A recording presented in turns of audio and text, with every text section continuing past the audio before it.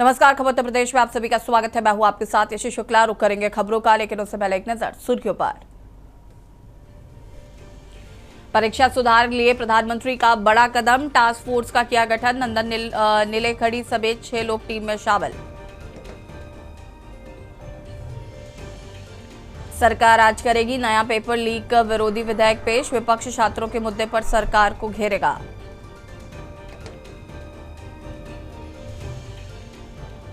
पद संभालने के बाद जोशी का बयान, कहा कामकाज की कर रहे हैं समीक्षा, ले रहे हैं विभाग के बारे में जानकारी। शिक्षा को बताया अपने लिए एक नया विषय। कॉलेज टीचरों को सीएम योगी की सौगात, कैशलेस इलाज के साथ करीब 1.5 करोड़ का बीमा। पीएनबी से एमओयू।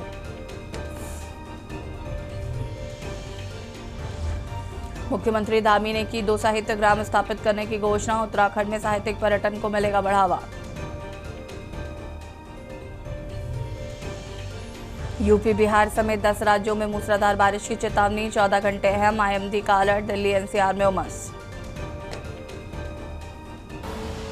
आप देख रहे हैं के न्यूज, खबरों का सारथी।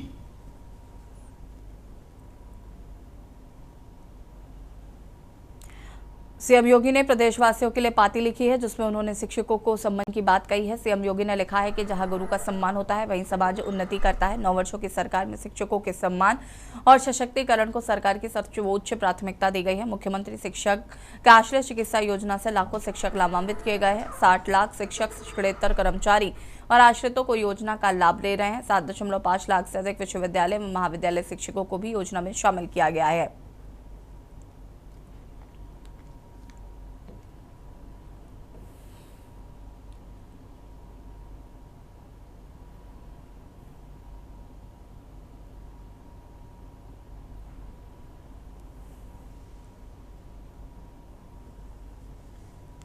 भारतीय जनता पार्टी के नवनियुक्त प्रदेश उपाध्यक्ष पूजा पाल के कानपुर आगमन पर मंथना स्थित आशीर्वाद गेस्ट हाउस में भव्य स्वागत समारोह आयोजित किया गया। कार्यक्रम में बिठूर विधायक अभिजीत सिंह सांगा, विधायक राहुल सोनकर, पूर्व जिलाध्यक्ष ग्रामीण कृष्ण मुरारी शुक्ला, हिमांशु पाल, पीयूष मिश्रा सहित पार्टी के कई पदाधिकारी मौजूद रहे।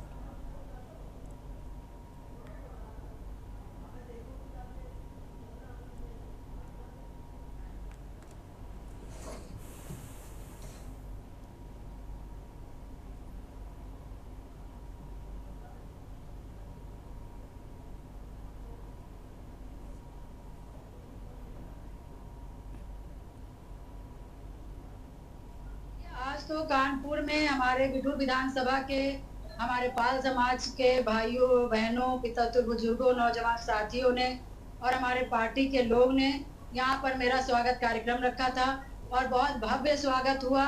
और कहीं ना कहीं ये जो बिठूर विधानसभा के हमारे लोग हैं, हमारे समाज के लोग हैं, उन्होंने कहीं ना कहीं अपने इस बहन बेटी का बहुत सम्मान किया, बहुत स्नेह दिया, बहुत आदर करने का काम किया। तो मैं यही कह सकती हूँ कि मैं उनका बहुत बहुत धन्यवाद करती हूँ इस स्वागत का। और ये जरूर कहना चाहती हूँ कि 2027 में हमारी पूरी तैयारी है।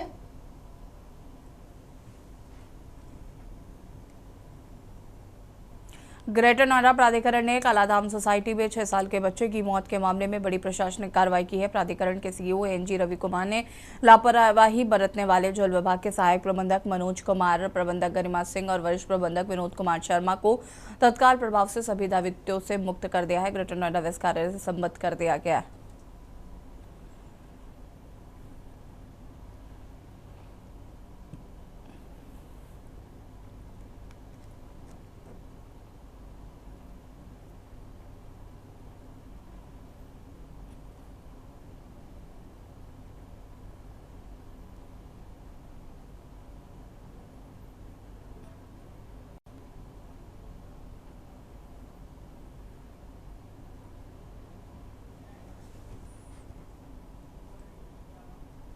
बाराबंकी के बेहटा गांव में 70 वर्षीय बुजुर्ग की हत्या का मामला सामने आया। गांव के बाहर जंगल से बुजुर्ग का खून लथपथ शव मिला। बुजुर्ग के इकलौते बेटे की 5 वर्ष पहले मौत हो चुकी है। बहू 2 बच्चों के साथ ससुराल में रहकर गुजर बसर कर रही थी। पीड़िता ने बताया कि सुबह परिवारजनों से बुजुर्ग का जमीनी को लेकर विवाद हुआ। देर शाम बुजुर्ग का शव जंगल में मिला है। मौके पर पहुंचे सीओ समीर सिंह और कोतवाली पुलिस ने बताया कि मृतक के सिर पर गहरे चोट के निशान मिले हैं। फिलहाल पोस्टमार्टम के लिए शव को भेज दिया गया है।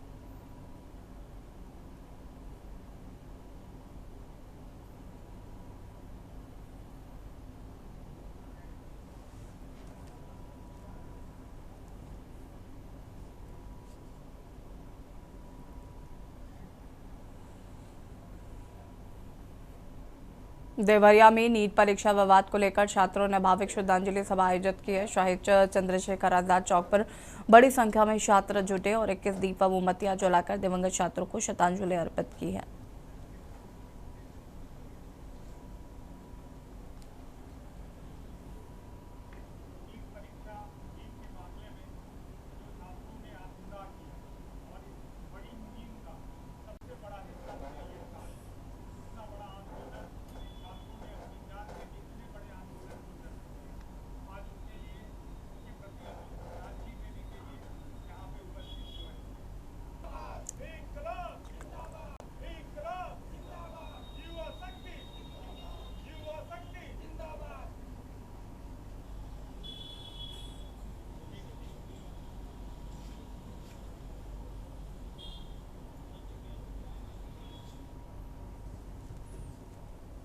खबर बरेली से है, जहां पर समाजवादी पार्टी अल्पसंख्यक सभा के प्रदेश उपाध्यक्ष अनीश अहमद खान ने केंद्र सरकार पर निशाना साधते हुए कहा कि नैतिक जिम्मेदारी लेते हुए शिक्षा मंत्री को पहले ही पद छोड़ देना चाहिए था। उन्होंने आरोप लगाया कि छात्रों को अपने हक के लिए सड़कों पर उतरकर संघर्ष करना पड़ा, जबकि सरकार सफलता का श्रेय लेने में आगे रहती है, नाकामी पर चुप्पी साध लेती।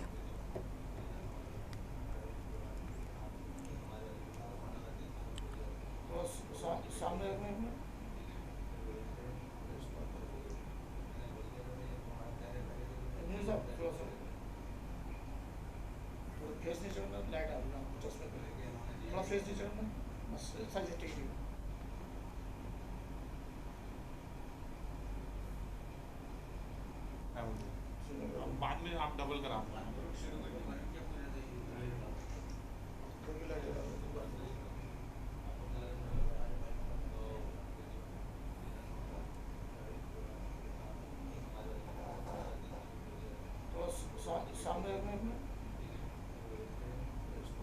है कि जब कोई बहुत ही बड़ी परेशानी आती है तो उसमें तो ये जिम्मेदारियों से भागते हैं।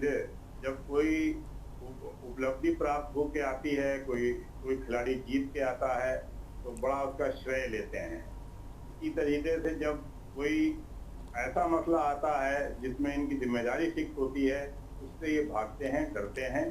क्योंकि इससे पहले जो पहलवान लड़कियों का हुआ जंतर मंतर पर, उसका पहले श्रेय लिया और बाद में उस जिम्मेदारी से बरी हुए। तो जब भी कोई घटना यदि घटती है तो उसमें ये श्रेय लेते हैं और जब बचते हैं तो वहां से गद्दारी करके निकल जाते हैं।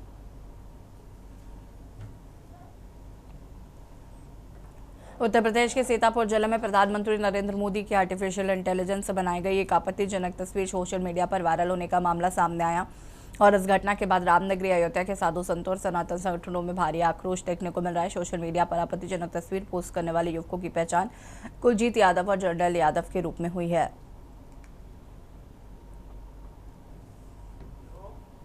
कुलदीप यादव हों या जनरल यादव हों, उनको ये सोचना चाहिए कि केवल एआई का उपयोग आप नहीं कर सकते हो, सभी कर सकते हैं। अभी आपने देश के प्रधानमंत्री का जो है फोटो जिस तरह से जो है पोस्ट किया है, ये बहुत गलत है। इस तरह का कार्य ना करो, सुधर जाओ, अन्यथा आपके ऊपर कानूनी कार्रवाई होगी। और हम ये कहते हैं, ये समाजवादी पार्टी की विकसित मानसिकता है, उसके समर्थक तुच्चे जो जिस तरह से नौटंकी कर रहे हैं, ये गलत है। देखिए, कोई भी अगर किसी के भी खिलाफ हो, चाहे कोई भी पार्टी है, अगर इस तरह से आपत्तिजनक कोई भी सोशल मीडिया पर पोस्ट करता है या इस तरह की बात करता है, तो वो चाहे हम हो या कोई भी हो, उसके ऊपर सख्त कार्रवाई होनी चाहिए। माननीय प्रधानमंत्री नरेंद्र मोदी जी को लेकर के जिस तरह से एक सोशल मीडिया पर किसी अपराधी के द्वारा जो है एआई से बना करके जो है तो फोटो वायरल की जा रही है, उसमें माननीय प्रधानमंत्री जी को बना दिया है कि ऊपर बैठा है, प्रधानमंत्री जी को अपने चरण में गोड़ बैठाया है। इससे बड़ा आक्रोश है और प्रशासन जो है वो उसके पूरे परिवार को पकड़े और सबको जेल में डाले। बाराबंकी में मुख्य चिकित्सा अधिकारी के अचानक अस्पताल पर निरीक्षण करने पहुंचने से स्वास्थ्य विभाग में हड़कंप मच गया है। सीएमओ ने जिले के कई सामुदायिक और प्राथमिक स्वास्थ्य केंद्रों का जायजा लिया और व्यवस्थाओं में सुधार के कड़े निर्देश दिए हैं। सीएमओ ने राम स्नेही घाट, दरियाबाद, हिकायतनगर, सीएससी गोबरबा का औचक निरीक्षण किया।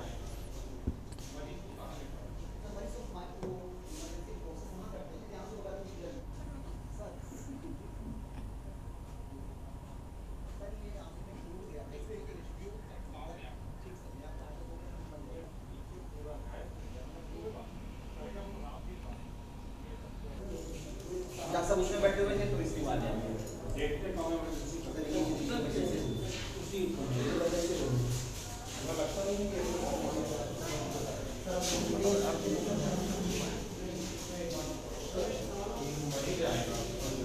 मरीज को इमरजेंसी प्रोसेस वहाँ करते हैं यहाँ से बता दीजिए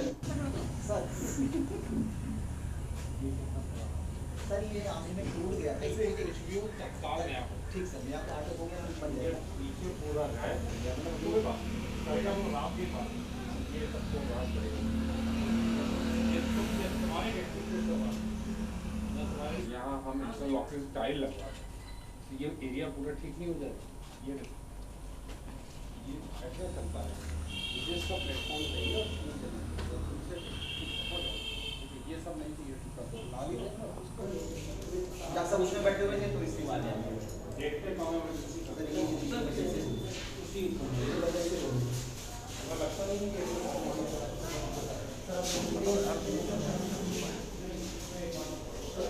ये दो एस्पेक्ट है। एक तो पहला एस्पेक्ट है कि सुविधाएं ये कैसी दे पा रहे हैं। जहाँ तक सुविधा की बात है तो मरीजों को जो निःशुल्क चिकित्सा सुविधा है वो तो प्रॉपर दे पा रहे हैं। दूसरा एक पार्ट होता है उसका कि आपका एम्बियंस कैसा है। तो एम्बियंस में अभी कमियां हैं। जैसा इन्होंने बताया कि पेड़ गिर गया तो उससे इनका मेन सीएससी का बोर्ड टूट गया। मैंने इंस्ट्रक्शन दिया कि उसको 7 दिन के अंदर रिस्टोर करें। हैंडपम्प की बाउंड्री नहीं है वो टूटी हुई है, उसको रिपेयर करना बहुत ज़रूरी है। और जगह जगह जो कूड़ा है और जो गंदगी दिख रही है उस पर जैसे पेयजल के नीचे इंटरलॉकिंग की आवश्यकता है, अन्य जगह इंटरलॉकिंग की आवश्यकता है। तो ये सारी चीज़ें अभी उनका अभाव है और मैं समझता हूँ कि इसको सुविधा के साथ साथ अगर हम एक अच्छा वातावरण दे पाए तो मरीज और बेहतर फील करे। खबर मैनपुरी से है, जहां पर रविवार को मुख्यमंत्री योगी आदित्यनाथ ने मैनपुरी दौरे के दौरान सपा पर जमकर निशाना साधा है। उन्होंने कहा कि गुंडा और माफियाओं की जगह जेल में होंगी और अपराधियों के खिलाफ सरकार सख्त कार्रवाई करेगी। सीएम योगी ने कहा कि प्रदेश को माफिया मुक्त बनाने का संकल्प लिया गया और जो भी बेटी व्यापारी या आम जनता की सुरक्षा के लिए खतरा बनेगा उसके खिलाफ कड़ी कार्रवाई की जाएगी।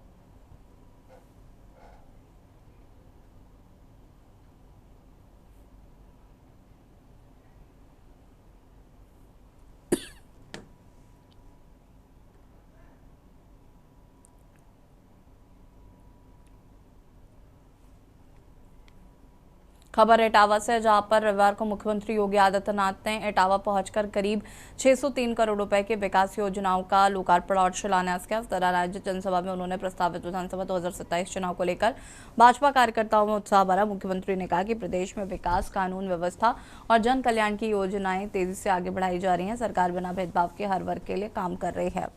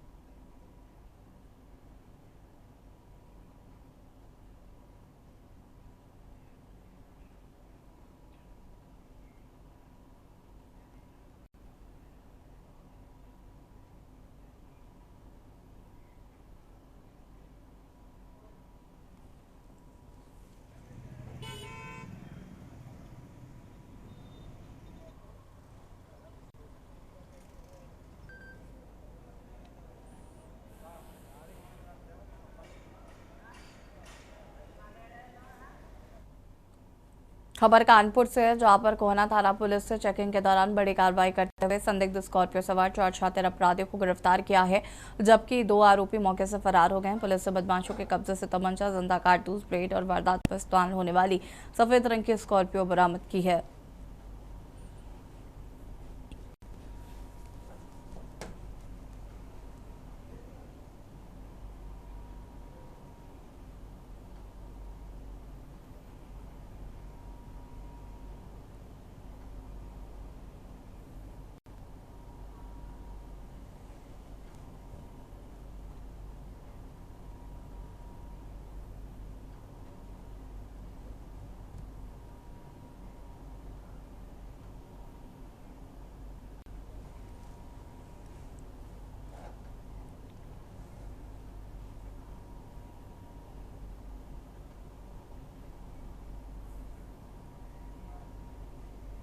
तारीख को पूरे जनपद में सघन नाकेबंदी कर सघन चेकिंग का अभियान चलाया जा रहा था। उसी दौरान हमारी टीम जो कोहना की टीम थी चेकिंग कर रही थी, उसको सूचना मिली कि एक गाड़ी है संदिग्ध स्कॉर्पियो, जिसमें कुछ लोग अपराध के इरादे से कानपुर में आ रहे हैं, तो उस पे फोकस किया गया और कोहना के गंगा बैराज पे चेकिंग चल रही थी। वहाँ पर उस गाड़ी को संदिग्ध गाड़ी दिखी, उसको रोकने का प्रयास किया, फिर वो वहाँ पर नहीं रुकी। आगे सूचना की गई, करबला पे फिर चेकिंग हो रही थी, वहाँ पूर्ण नाकेबंदी कर उस गाड़ी को रोका गया। खबर चित्रकूट से, जहां देवंगाना घाटी में युवती से गैंगरेप मामले में पुलिस ने बड़ी कार्रवाई करते हुए 50,000 के इनामी 3 आरोपियों को गिरफ्तार किया गया है। पुलिस ने मामले का खुलासा करते हुए बताया कि 22 जुलाई को युवती अपने दोस्त के साथ घूमने गई थी। बाइक सवार 3 युवकों ने खुद को वनकर्मी बताकर दोनों को डरा और बंधक बना लिया था। आरोपी की इसके बाद युवती के साथ गैंगरेप की वारदात को भी अंजाम दिया गया।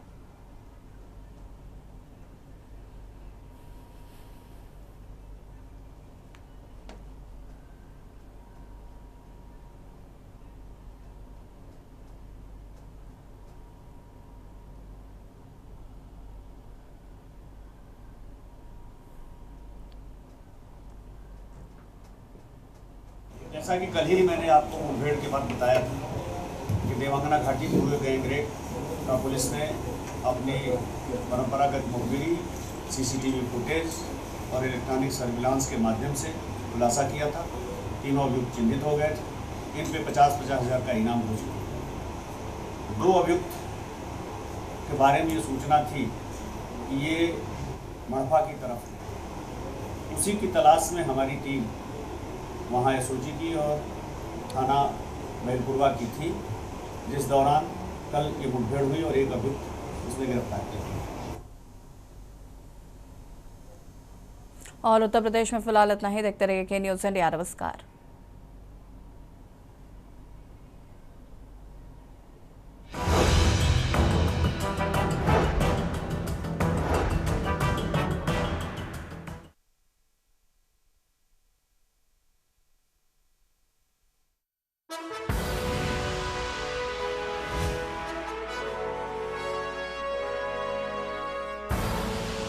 आप देख रहे हैं के न्यूज़, खबरों का